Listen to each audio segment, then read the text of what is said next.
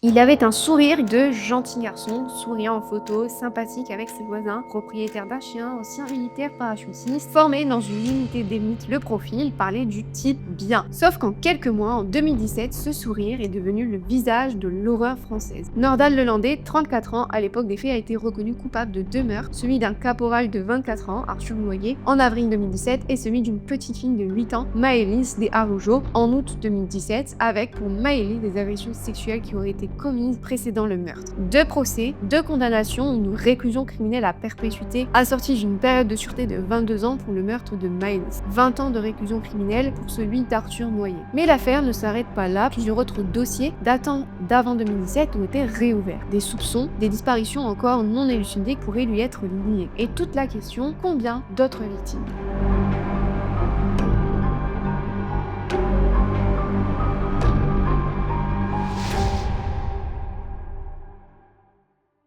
Bienvenue sur Justino, juriste en droit pénal au parquet, où je vous raconte et décrypte les grandes affaires judiciaires. Si tu veux aussi apprendre le droit pénal et tout ce qui a trait à la justice française, alors je t'invite à visionner mes vidéos sur mon autre chaîne YouTube, Justino Court, et surtout n'oublie pas de liker, commenter et t'abonner. Chapitre 1. Qui est Nordal Lelandais ?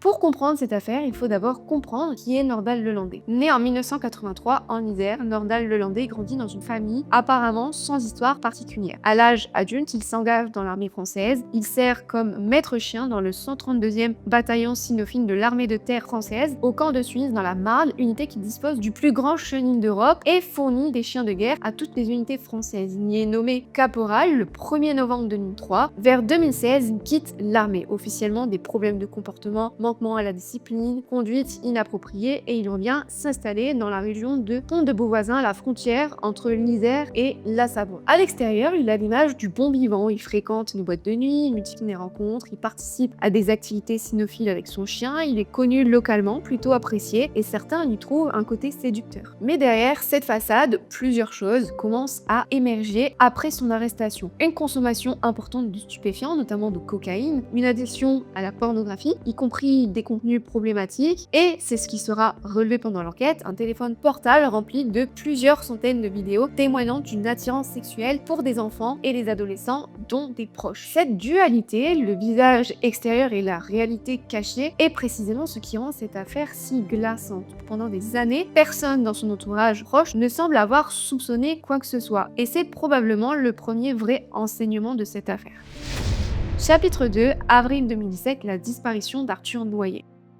Arthur Noyer, 24 ans, est caporal dans l'armée française. Il sert au 13e bataillon de chasseurs alpins à Chambéry. C'est un militaire respecté, sans histoire, apprécié par ses camarades. Dans la nuit du 11 au 12 avril 2017, Arthur sort en boîte de nuit à Chambéry avec des amis. La soirée se termine, ses amis rentrent et lui décide de rentrer à pied vers le quartier où se trouve son régiment. Sur les vidéos de surveillance de la zone, on le voit marcher seul le long des routes. Il fait nuit et puis soudain, il monte dans une voiture qui s'est arrêtée. Cette image, capté par une caméra à proximité, sera l'un des éléments cruciaux de l'enquête. Arthur Noyer ne reviendra jamais à son régiment. Il est porté disparu. Sa famille alerte les autorités. Une enquête est ouverte pendant plusieurs mois. L'enquête piétine, les militaires recherchent un de leurs hommes et la gendarmerie multiplie les vérifications, mais sans corps, sans piste claire, l'affaire stagne.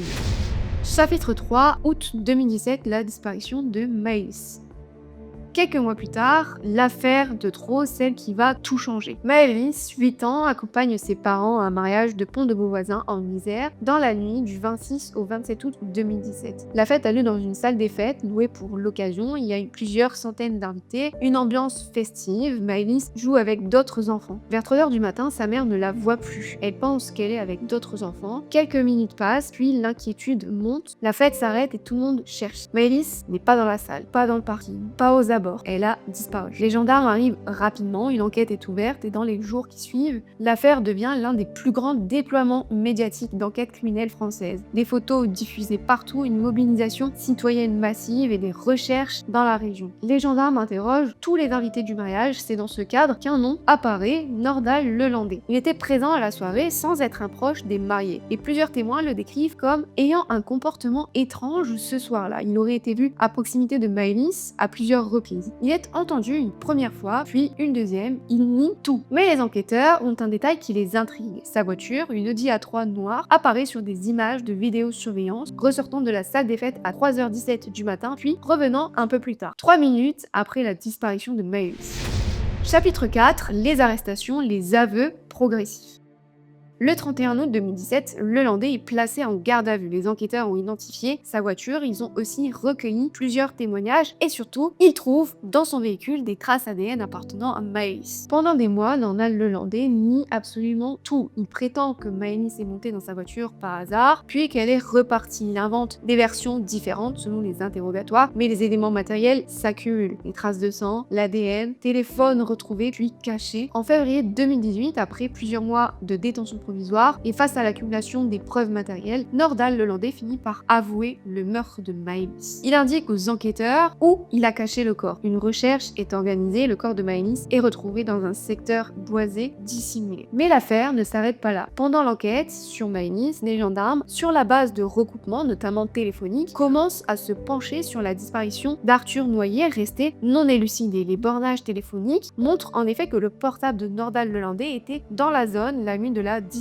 Confronté aux éléments, Nordal Lelandais avoue également le meurtre d'Arthur Noyer. Il reconnaît l'avoir pris en stop, lui avoir porté un coup violent, puis l'avoir abandonné. Le corps d'Arthur Noyer avait été retrouvé partiellement par des promeneurs, des restes humains dans une zone montagneuse sans que l'identification soit immédiate. 2 meurtres avoués, 2 dossiers distincts qui vont donner lieu à 2 procès séparés. Petite pause analyse parce que c'est une question que beaucoup de gens se sont posées à l'époque. Quand un même auteur est mis en cause, mis en examen pour plusieurs crimes, en théorie, on peut joindre les procédures et les juger ensemble. Mais ce n'est pas automatique. Plusieurs raisons peuvent justifier des procès distincts. La raison numéro 1, d'abord, c'est la compétence territoriale. Les juridictions criminelles françaises sont en effet organisées par département. Le meurtre d'Arthur Noyer a été commis dans la Savoie, le meurtre de Mylis a été commis dans l'Isère. Or, en matière criminelle, c'est la cour d'assises du département où le crime a été commis qui est compétente, sauf décision contraire. La deuxième raison, c'est l'état d'avancement des dossiers. Les 2 dossiers ne progressaient pas au même rythme. L'instruction pour Arthur Noyer a été clôturée plus tôt que celle de Mylis, qui était plus complexe, il y avait plus de témoins, plus d'éléments à examiner, avec une qualification plus lourde. La troisième raison, c'est la stratégie judiciaire. Les magistrats ont également pu estimer qu'il était plus pertinent de juger les 2 affaires séparément pour permettre à chacune de bénéficier de l'attention et du temps qu'elle mérite, sans que l'une absorbe l'autre médiatement et juridiquement. Ce choix s'est concrétisé. Arthur Noyer a été jugé en mai 2021 devant la cour d'assises de la Savoie à Chambéry. Mylis a été jugée en février 2022 devant la cour d'assises de l'Isère à Grenoble. Conséquence importante, Nordal Lelandais a été condamné 2 fois par 2 juridictions différentes pour 2 ensembles de faits distincts. Les peines se cumulent dans certaines limites, on y revient. À ce stade, Nordal Lelandais a déjà avoué le meurtre, mais il nie l'intention de tuer. Sa version, c'est qu'il a pris Arthur Noyer en stop, une dispute a éclaté, il lui a porté un coup et il prétend avoir cru que la victime était simplement assommée, pas morte. Il aurait alors paniqué, abandonné le corps et selon lui, il n'y a pas un meurtre mais un homicide non intentionnel avec abandon. L'accusation, portée par le ministère public et soutenue par les avocats des parties civiles, donc la famille d'Arthur Noyer, conteste cette version. Pour eux, l'intention de tuer est caractérisée par la nature du coup, par les conséquences, par le comportement de Nordal Lelandais après les faits. Pendant le procès, plusieurs éléments sont mis en avant, l'absence de tentative de secourir la victime ou d'appeler les secours, la dissimulation du corps, le mensonge prolongé lors de l'enquête, le fait qu'il ait commis un second meurtre quelques mois plus tard. Les expertises psychiatriques sont également au cœur du débat. Nordal Lelandais est jugé responsable pénalement, c'est-à-dire que son discernement n'est pas considéré comme altéré ni aboli au moment des faits, mais avec des troubles de la personnalité. Le verdict tombe, 20 ans de réclusion criminelle pour le meurtre d'Arthur Noyer. La qualification retenue est le meurtre, prévu à l'article 221-1 du code pénal, et la peine maximale est de 30 ans, mais la cour retient une peine inférieure au maximum, prenant en compte les circonstances et le doute sur la préméditation. Pour la famille d'Arthur Noyer, c'est une demi-victoire, la condamnation est là, mais la peine paraît pour beaucoup en dessous de ce qu'ils attendaient, le deuil reste et le traumatisme aussi.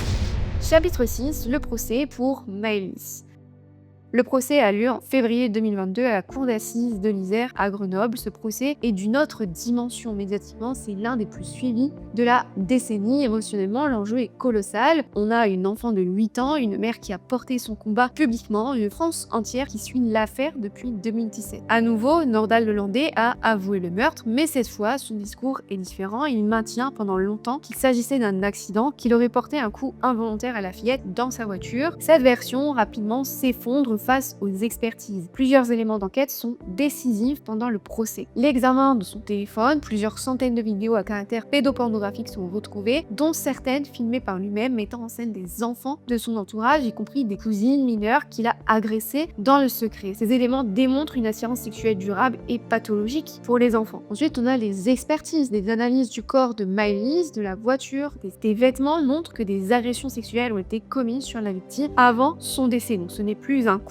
accidentel, c'est un crime sexuel suivi d'un homicide pour faire disparaître la preuve. On a ensuite des témoignages. Plusieurs jeunes filles de l'entourage de Nordal Lelandais témoignent d'agressions sexuelles subies, parfois bien avant l'affaire de Maëlys. Ces faits, dont certains avaient été ignorés ou minimisés à l'époque, sont jugés en parallèle, soit pris en compte comme contexte. Pendant le procès, la mère de Maëlys prend la parole. Son témoignage marque l'audience. Elle décrit la perte, le combat et exige la sanction la plus sévère possible. Le verdict tombe, réclusion criminelle à perpétuité avec période de sûreté de 22 ans pour enlèvement, séquestration et meurtre de mineurs de 15 ans. Petite pause juridique parce que c'est important de comprendre pourquoi la peine est ce qu'elle est. La qualification retenue par la cour d'assises est l'une des qualifications les plus lourdes du droit pénal français, notamment le meurtre commis sur mineur de 15 ans puisqu'elle est punie de la réclusion criminelle à perpétuité. En droit pénal français, la perpétuité signifie réclusion criminelle à perpétuité, c'est-à-dire sans limite de temps fixé. Mais en pratique, la perpétuité ne signifie pas automatiquement que la personne restera toute sa vie en prison. La loi prévoit la possibilité de demander des aménagements de peine, libération conditionnelle, semi-liberté après une certaine durée. C'est ici qu'intervient alors la période de sûreté. La période de sûreté, c'est la durée pendant laquelle le condamné ne peut bénéficier d'aucun aménagement de peine, pas de libération conditionnelle, pas de semi-liberté, pas de réduction de peine, pas de sortie temporaire. Pour la perpétuité, la période de sûreté peut être fixée par la cour d'assises jusqu'à 22 ans. C'est ce qui a été retenu pour Nordal Lelandais. Donc concrètement, Lelandais a commencé à purger sa peine en 2017 après son placement en détention provisoire qui compte évidemment. Donc si par exemple une personne a déjà réalisé 2 années de détention provisoire avant son procès et qu'elle est condamnée à 10 ans d'emprisonnement, alors il restera 8 ans à purger car 10 ans d'emprisonnement moins les 2 ans déjà réalisés en détention provisoire. Avec une période de sûreté de 22 ans, Nordal Lelandais ne pourra pas demander de libération conditionnelle avant 2039 environ, soit à l'âge de 56 ans. Pourquoi pas la perpétuité réelle? La perpétuité réelle, c'est-à-dire sans aucune possibilité de libération, existe dans le droit français, mais elle est réservée à des cas exceptionnels. Meurtre sur mineur de 15 ans avec viol et torture, terrorisme, etc. Et elle n'a jamais quasiment été prononcée, sauf récemment, dans le cadre de l'affaire Lola. D'ailleurs, si vous voulez comprendre cette affaire, vous pouvez aller la visionner sur ma chaîne YouTube. La cour d'assises de l'Isère a estimé que les faits, aussi graves soient-ils, n'atteignaient pas ce seuil. Ce point a été largement débattu. Certains commentateurs estimaient que la perpétuité réelle pouvait être prononcée, mais la cour en a décidé autrement. En clair, Nordal Lelandais aura à terme, théoriquement, la possibilité de demander une libération. Alors cela ne veut pas dire qu'elle sera accordée, la décision dépendra du juge d'application des peines, de l'évaluation de la dangerosité et bien d'autres critères. Chapitre 7, les autres dossiers, les soupçons. C'est ici que l'affaire prend une dimension supplémentaire à partir de 2017. Dès que Nordal Lelandais est mis en cause, plusieurs affaires non résolues dans les régions où il a vécu ou séjourné sont réexaminées. Des disparitions mystérieuses, des meurtres non élucidés, des victimes restées sans coupable, les enquêteurs cherchent des recoupements. Plusieurs affaires reviennent en lumière, des disparitions de jeunes femmes dans les années 2010 dans la région Auvergne-Rhône-Alpes, certains profils, certains modes opératoires possibles, certaines fenêtres temporelles correspondent à des périodes où Nordal Lelandais était dans le secteur. Des affaires d'agression sexuelle sur enfants ou adolescents, parfois classées sans suite à l'époque, sont réexaminées avec un éclairage nouveau après les révélations de 2017-2018. Des cousines de Nordal Lelandais ont également déposé plainte, révélant des agressions sexuelles subies dans l'enfance avant les meurtres de 2017. Certaines de ces affaires ont été jugées en parallèle ou en complément des 2 procès principaux. À ce jour, aucune autre affaire de meurtre n'a été officiellement attribuée à Nordal Lelandais Lelandais, au-delà des 2 pour lesquels il a été condamné. Mais les enquêteurs continuent de creuser et plusieurs familles de victimes disparues attendent encore des réponses. C'est l'une des dimensions les plus glaçantes de cette affaire. Combien d'autres victimes? La question reste ouverte. Chapitre 8, ce que l'affaire laisse comme question.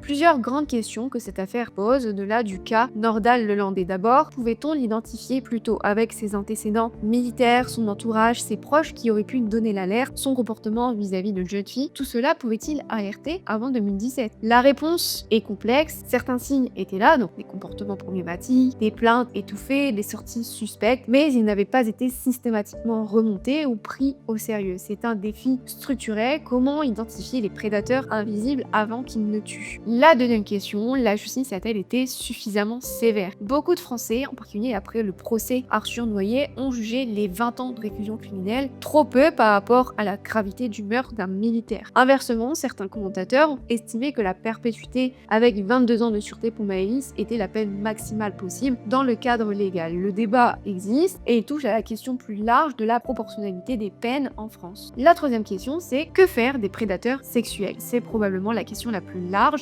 Nordahl-Lelandais avait des antécédents d'agression sexuelle dans son entourage qui n'avaient jamais été judiciarisés. Le système de signalement, de protection des victimes, notamment des mineurs, de prise en charge des prédateurs sexuels en France a été pointé comme insuffisant. Plusieurs réformes ont suivi sans tout résoudre. Pour la famille d'Arthur Noyer, le combat a été plus discret médiatiquement, mais tout aussi violent. Un fils, un frère, un militaire perdu dans des circonstances atroces, une condamnation qui pour eux paraît parfois insuffisante, mais aussi un sentiment que la vérité a été établie. Nordahl-Lelandais a été condamné, il purge sa peine, le dossier a été examiné. Pour la famille de Maëlys, la mère a fait du combat de sa fille un combat public. Elle a écrit un livre, donné des interviews, créé une association, milité pour des réformes, notamment concernant la protection des enfants et l'aggravation des peines pour les crimes sexuels sur mineurs. Son combat a contribué à des évolutions législatives dont le débat continue d'évoluer. Le lien entre les deux familles est important. Plusieurs apparitions communes ont eu lieu. Le combat des unes a soutenu l'autre et c'est une dimension humaine profonde de cette affaire. Et au-delà des familles directes, ce sont toutes les victimes de prédateurs comme Lelandais qui sont concernées, toutes celles qui n'ont jamais été crues, qui ont été écartées, qui n'ont pas eu de procès. L'affaire Nordahl-Lelandais restera dans l'histoire criminelle française comme l'un des cas les plus marquants des dernières années. Un homme à la façade ordinaire, un militaire devenu prédateur, 2 meurtres avoués, 2 procès, 2 condamnations, une famille de petites filles devenues voix du combat collectif, une justice qui a fait son travail avec ses limites, ses zones d'ombre, ses débats. Et au-delà du cas individuel, des questions qui restent ouvertes sur l'identification précoce des prédateurs, sur l'écoute des victimes, sur la proportionnalité des peines, sur la réinsertion ou non des criminels les plus graves. Si cette histoire t'a marqué, si cette vidéo t'a plu, n'hésite pas à liker, commenter et t'abonner et on se dit à bientôt pour une nouvelle vidéo.